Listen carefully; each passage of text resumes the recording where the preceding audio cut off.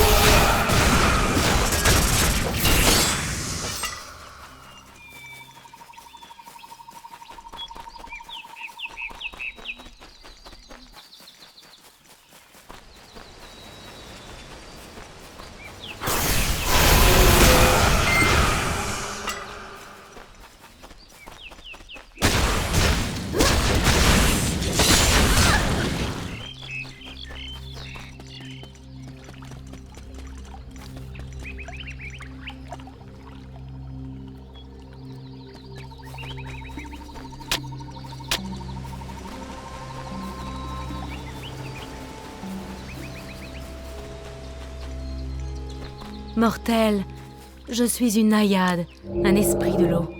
Je m'appelle Pégaea. Mon eau a été empoisonnée, je suis malade. D'immondes araignées ont trouvé refuge dans une grotte près de ma source. C'est d'elle que vient le poison.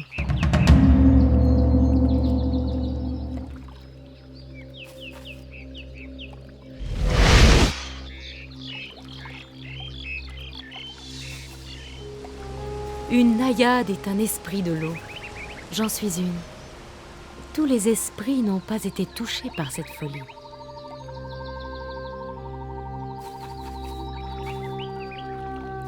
Si les araignées ne sont pas détruites, je vais m'affaiblir, ou pire, devenir corrompue.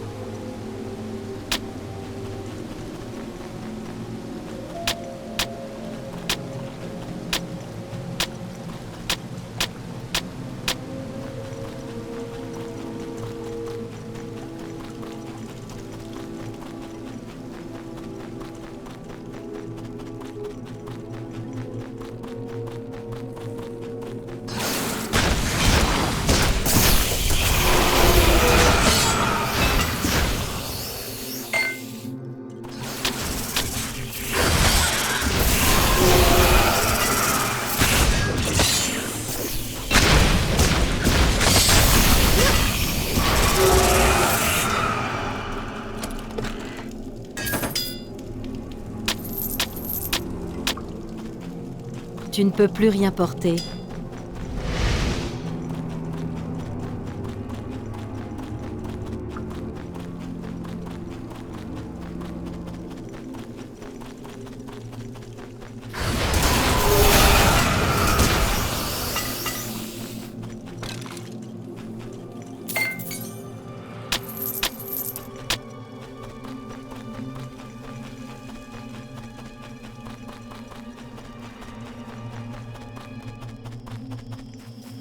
Tu as nettoyé la grotte de tout poison.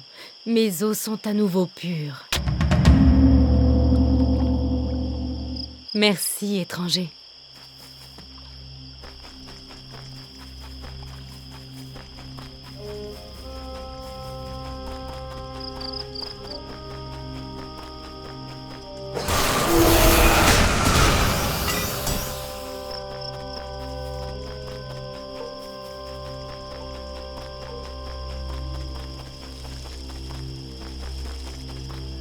Merci. La source est propre et à nouveau potable. Tous vous seront reconnaissants dans le village. Avant, je vendais des charrues et des faux aux fermiers. Mais depuis l'arrivée des monstres, je ne vends plus qu'épées, boucliers, jambières et lances. Qu'Artémis guide vos pas.